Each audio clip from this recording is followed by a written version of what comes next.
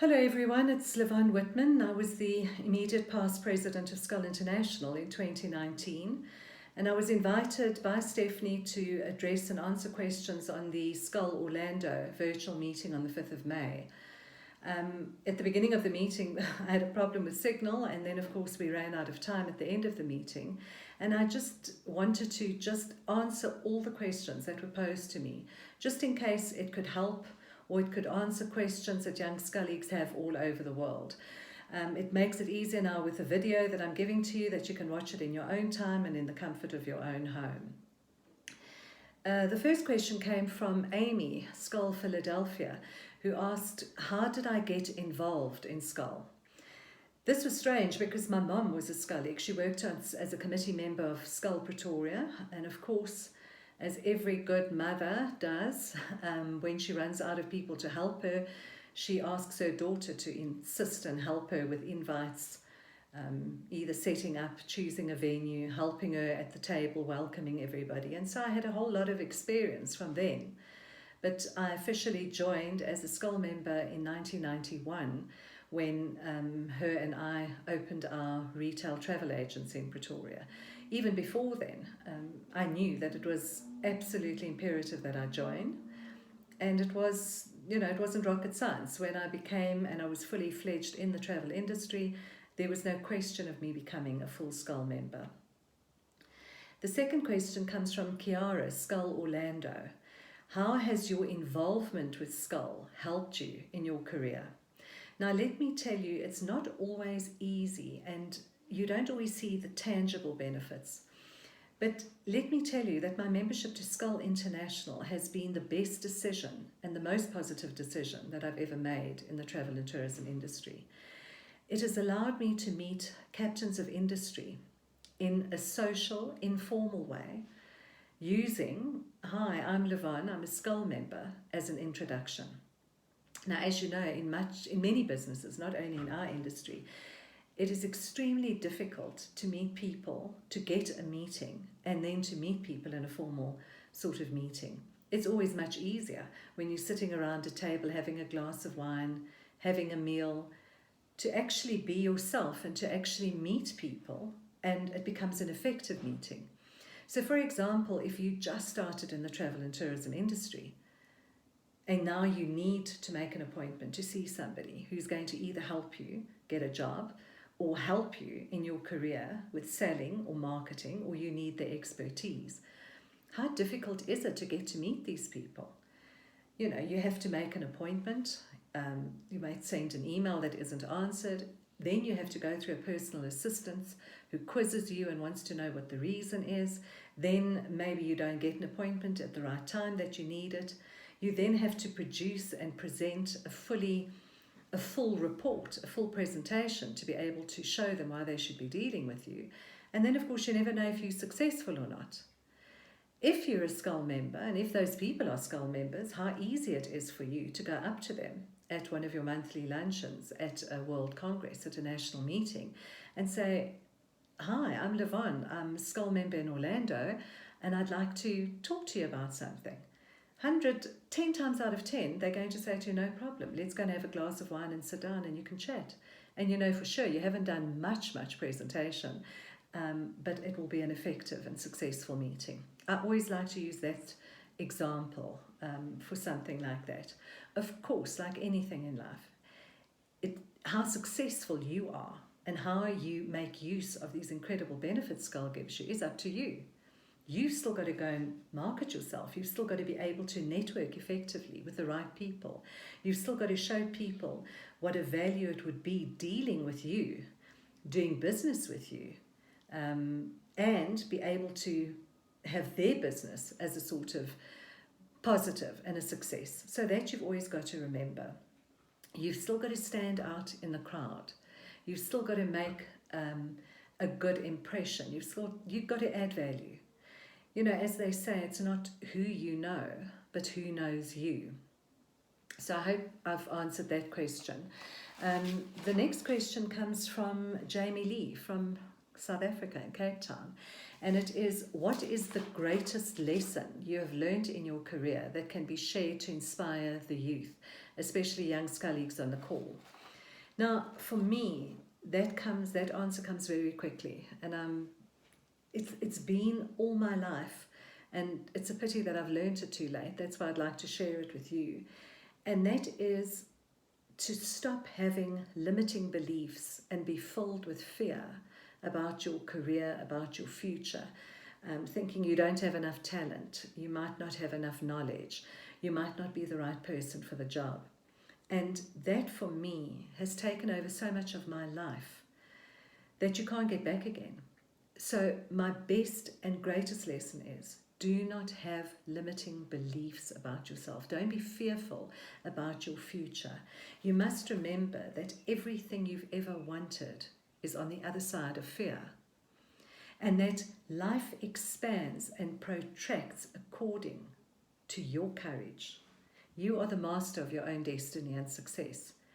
We all have got unique talents. You might think they're smaller than other people. You might think you have no talents, but we all have unique talents. So reflect, identify what your talents are, where you can add value, and then strengthen them. You know, lots of times, too often we get our performance mixed up with our identity. Who are you? And not what do you do? If I come up to you and I say, who are you? Immediately you'll say, Jamie Lee, and I work at Aquila Safaris. It's not what you do, it's who are you as such. The next question comes from Riza, I think, Tanya and Francesco, Skal Orlando. What is the best piece of advice you have for a young professional in the industry? Especially, what advice do you have for students graduating in the midst of this global epidemic? Now, first of all, if people have been to some of my talks and discussed with me, I do not even want to mention the word pandemic. So I would rather we know what it is. I think we've all read enough, we've spoken enough, we've watched the news, we've attended webinars. We do know that it is the greatest pandemic or crisis that has ever hit the world, let alone the travel and tourism industry. And we sure know that there's going to be less jobs, there's going to be fewer companies, because so many companies have, of course, closed down, or they might not be operating after the pandemic. But let's rather look at answering that as though there wasn't a pandemic, and this is a question for all time. Let us remember that I would rather give you advice that you can implement and use during any time of your career and where you are at the moment. This is the most exciting, dynamic, and stressful industry that you'll ever work in. Out of all the industries, I have worked in real estate, and I've worked in banking, I've worked in life coaching. For me, being a retail travel agent, I think that's where I aged, that's where the stress came in, but I would not change it for anything in the world. The answer that I give you now comes from all different aspects. I too was young. I sometimes can't remember how young I was or when, but I was also young, looking to get into the travel and tourism industry. I then was privileged to be a lecturer for the final year students in travel and tourism at our local university in Pretoria. I also then were employing people when I had my own business. I ran a retail travel agent for 25 years, and then also was part of a team in South Africa that implemented a specific apprenticeship that was implemented for the travel and tourism students coming into the industry. So when I'm answering you, it's from all those aspects.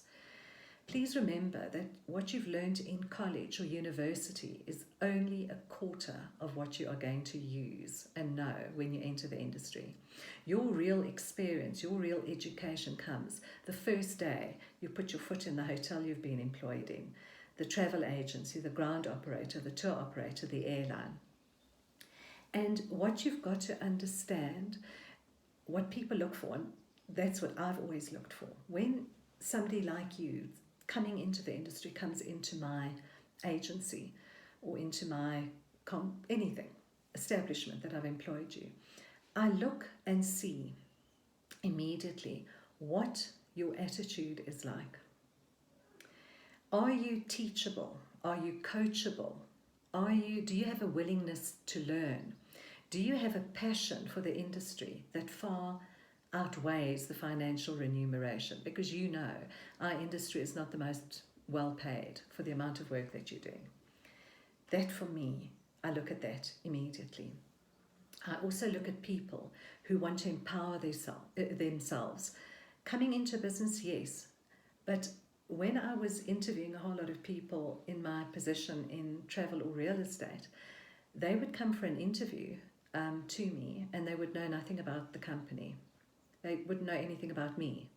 Now, for me, that is advice that I can give you. If you're going for an interview, if you're starting at a company, make sure you research. You go and find out what the company stands for. What are their mission? What is their core values? Is it something that you want to do? What is their objective? Who's your boss going to be? Google.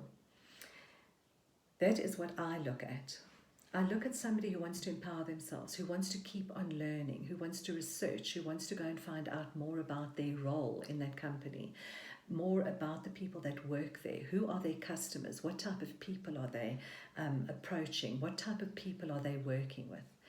And that for me is another good advice that I can make sure you do. Another one is make sure that the people you work with, you know what they're doing. You know what their role is in the company, not just yours. Yes, you have a job description, you've got your KPI. Learn and find out other people. What is their role in the organization? And go and find out how they work. What is expected from their role? Because the minute something happens, you never know. They're off sick. They need time off. They're on leave. You can then step in. That for me is a huge asset. And what I'm saying now, sometimes you're going to think, oh, but it's not that easy. But just keep it in the back of your mind. Of course, no matter what generation you come from, I'm a baby boomer. I deal a lot and study a lot in generations. All generations have different expectations and perceptions about their role in the industry, their role in the company, their role in life. But what never goes out of fashion, and my mother used to tell me this, and I used to think, oh, okay, she's older and she doesn't really know. But the more and more I work in this industry in different ways, in different roles, for me, what never goes out of fashion is having good skills, good social skills, respect, consideration, work collaboration, that you don't want to work on your own, but you want to work as a team to make it successful. That for me is such an enormous, enormous asset to have, which I can give over to you. Again, go with good attitude, go with the willingness to learn, know your product. And with that combination, you will have a complete winning attitude. I hope I've answered all these questions as best I possibly can. The next question came from Katerina from Skal Orlando, and it is, what is your recommendation on how to find your inner why that will motivate you to move forward? Second part of the question is, when making decisions, how do you understand that you are on the right track? So let's look at the first part of the question.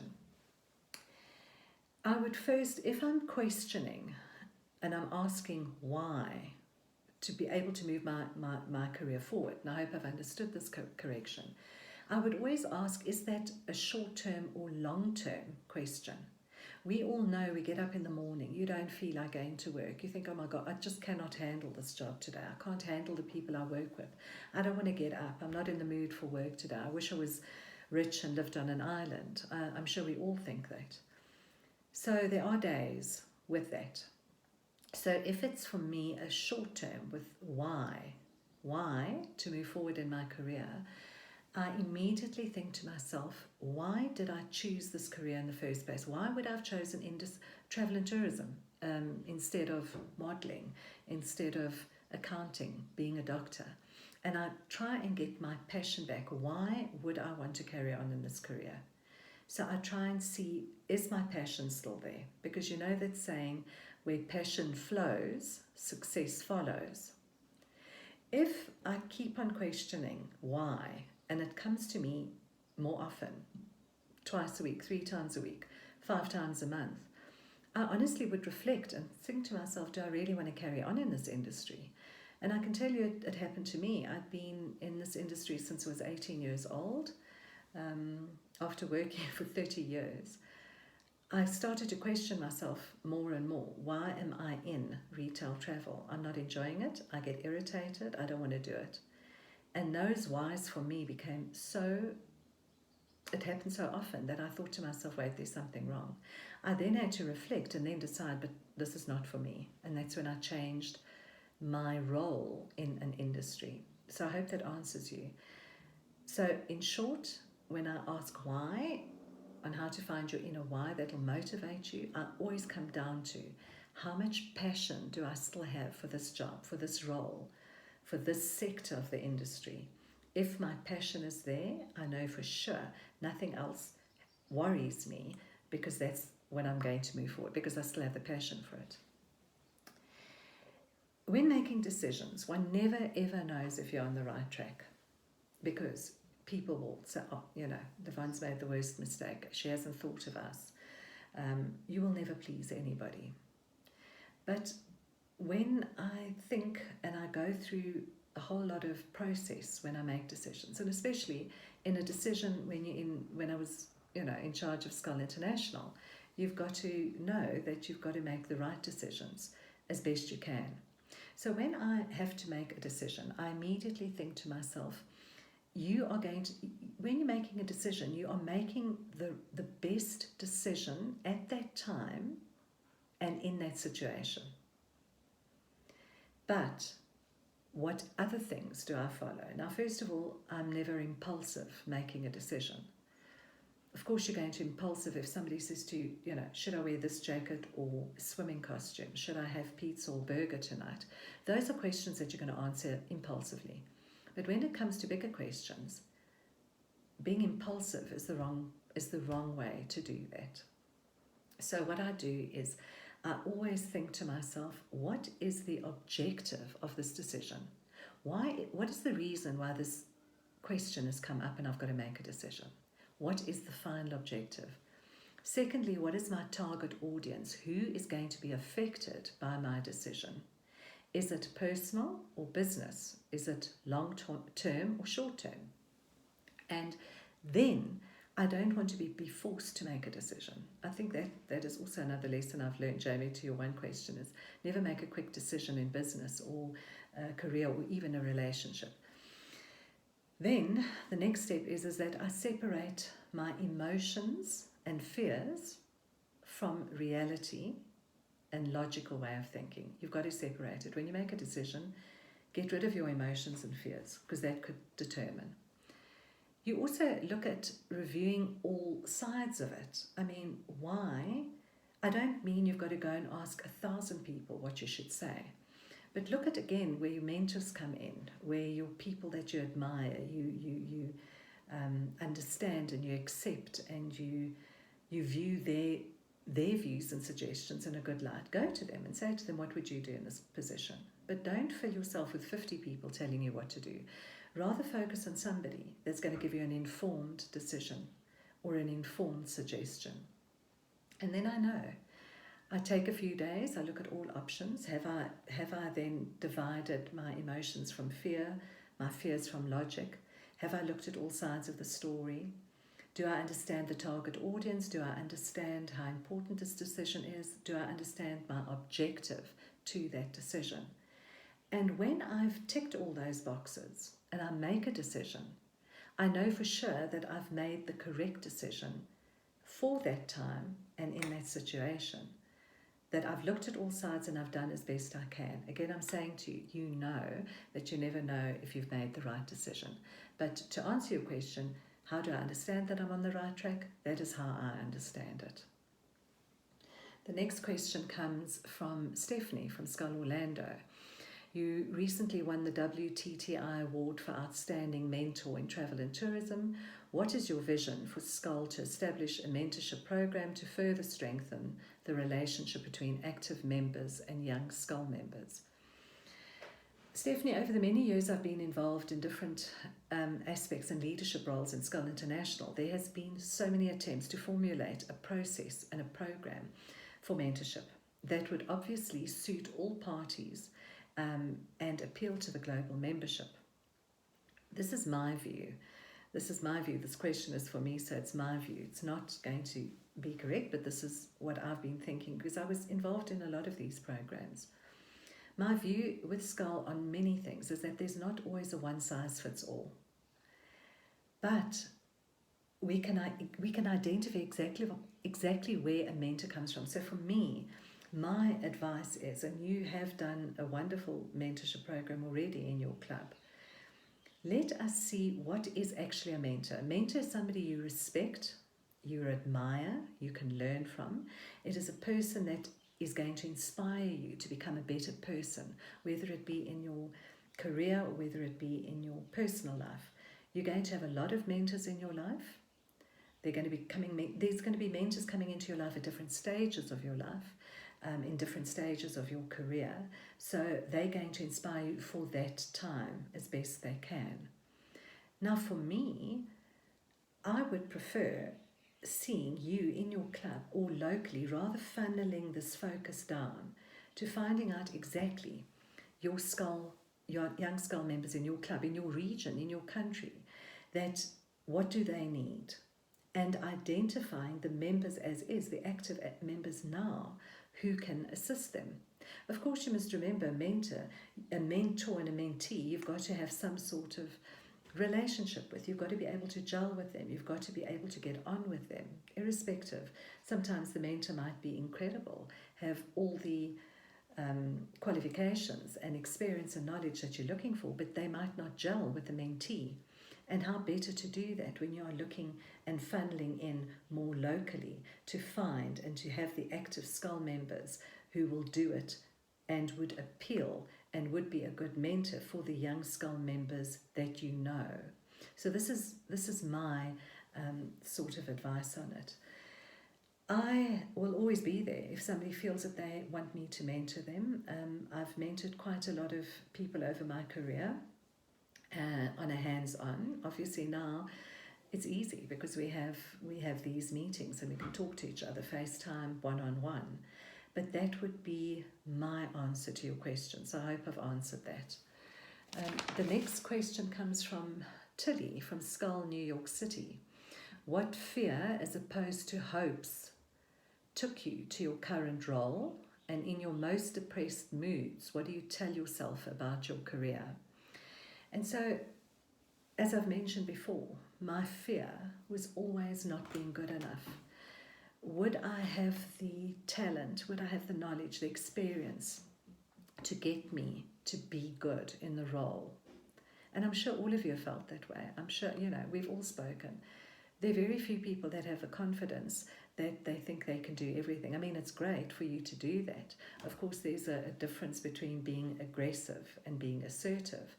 But most of us will have fear. Most of us will think, but, they've asked me to do this. And I can hear it all over the world where I've been. People have come to me and said, you know what, they want me to be president of the club, or they want me to do this, and I don't have the knowledge. I can't do it. For me, attitude and not aptitude determines your altitude. That was a famous Zig Ziglar quote. And I'll say it again. I have to always say to myself, is this fear? Is this real? You know that fear is not real.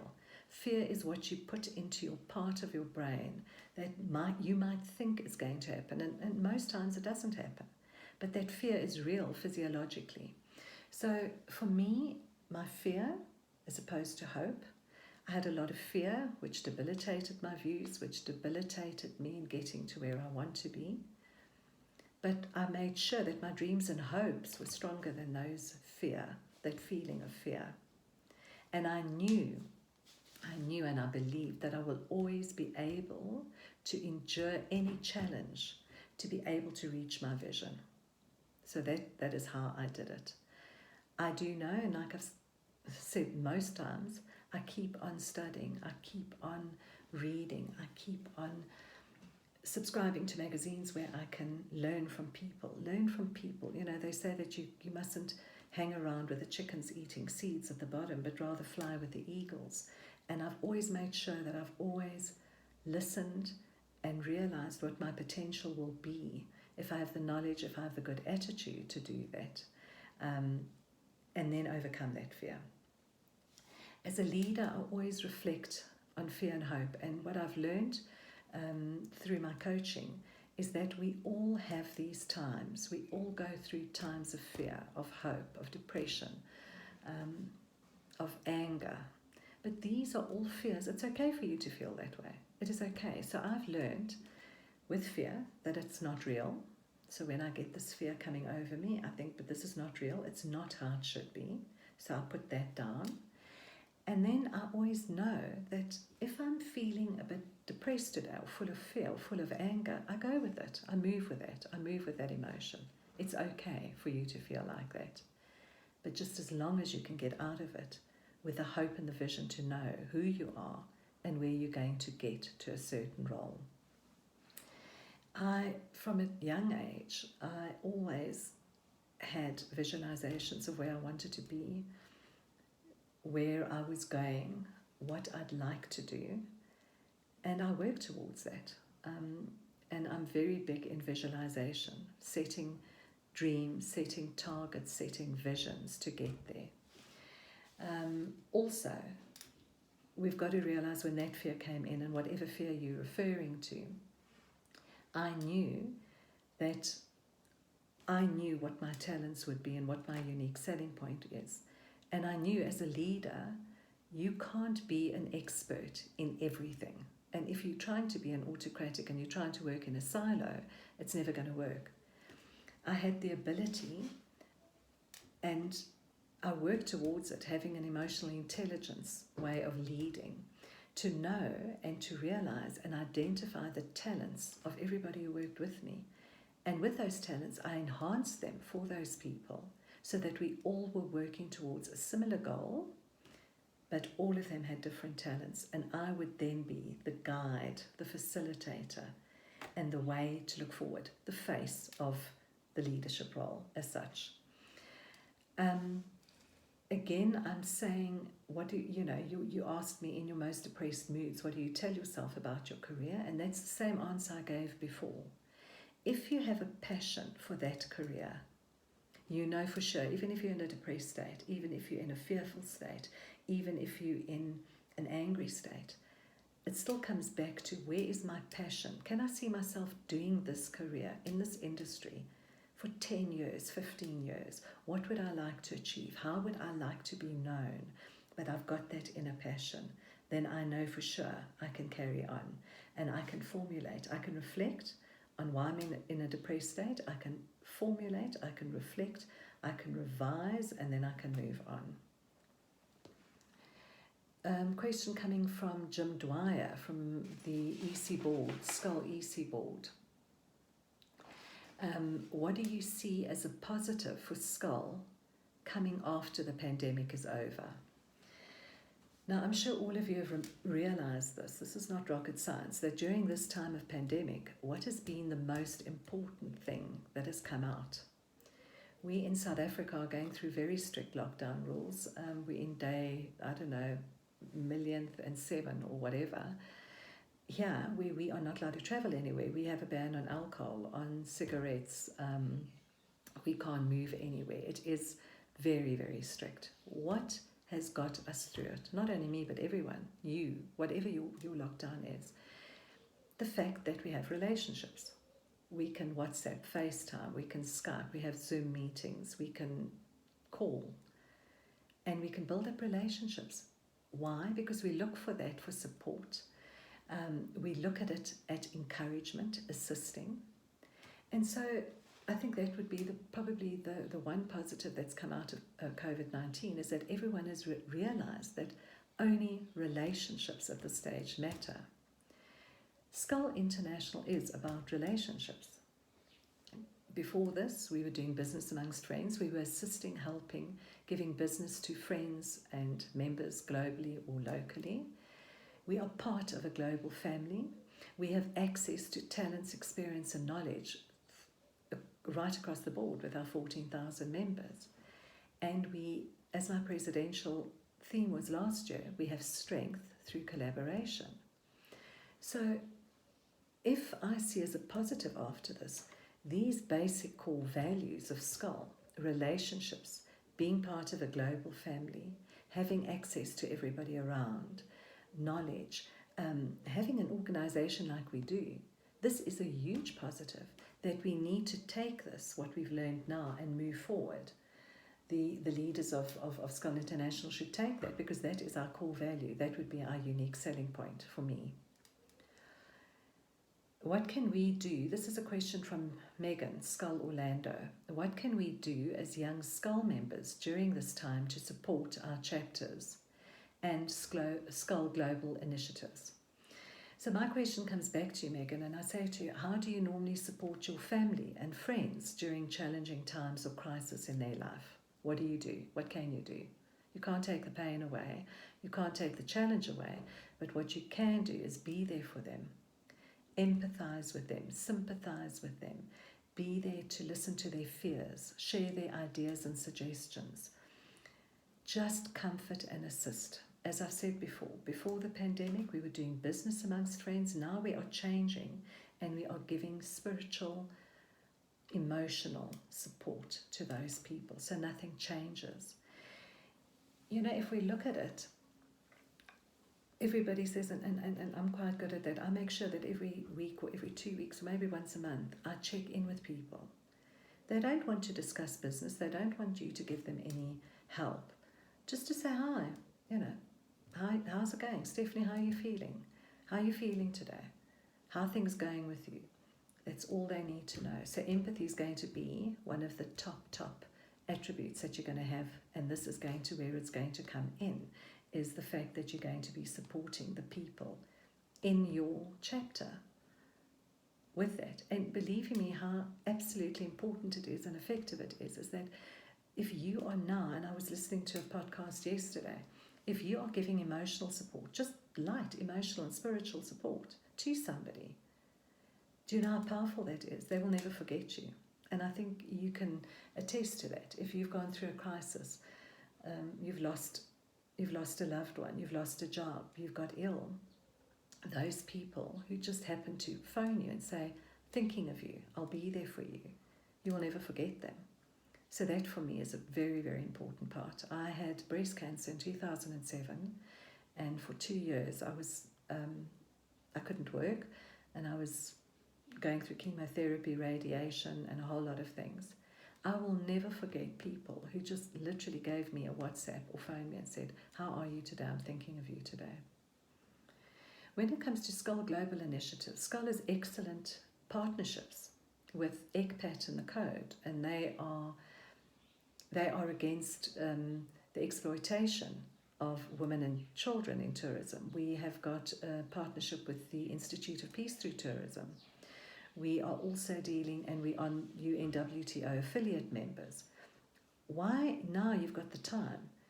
Why do you not have that as a project, and you look and see what are these organizations about? What do they represent?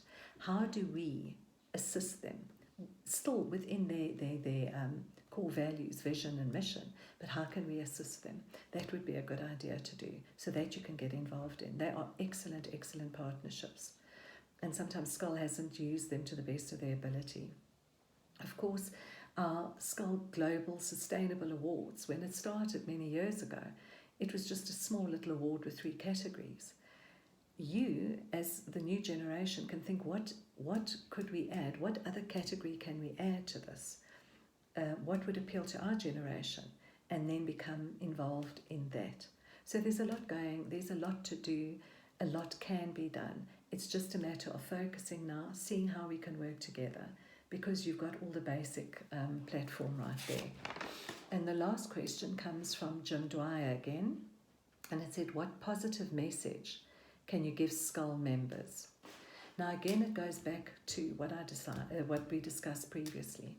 Relationships are so important now more than ever. We need to have a network of people to carry us through. Again, it comes back to the global family. It comes back to access to talent, knowledge, experience that you've got amongst the 14,000 members. It is a matter of basically having relationships. That is positive. You are paying a small fee for a large return. So I will say it again and again and again. Your Skal membership, it was, it is, and it will be your greatest investment. You can see it as an investment in your career, like you invest in a home, you invest in your education. This subscription should be an investment in your career that you will use on a long-term basis. Skal International has been around through many challenges. They've been around World War II, the ash cloud, 9/11, terrorist attacks. It doesn't mean membership to Skal International is now going to take every challenge and crisis away. But we do need the support. Lots of people turn around and say, well, what has Skal done for me? I can do it on my own. Everybody can do things and face challenges on their own. But how long? How long does that take? It's not sustainable. You do need a collective energy. You do need a group of people, like-minded people, to take you through that darkness, that challenge, to get you to safety, to get you to land. So all I can say is that this should be budgeted, this should be catered for, like you cater for gym membership, like you cater maybe for a medical aid, you cater in your budget for education. This is definitely needs to be budgeted, because this is an investment in your career on a long-term basis. I hope I've answered as many questions. I hope I've given you the answers that you were looking for. I hope I've addressed the questions the way you wanted to do. It's an absolute pleasure for me. I've got large and huge faith in young Skal. I think Skal Orlando and so many clubs around the world are doing fantastic work. And I know it is not an option. This is mandatory that we get as many young people into Skal International as possible to carry this organisation still for many, many years ahead. I hope that you're going to be staying safe and healthy, and we'll definitely see each other on the other side. Thank you.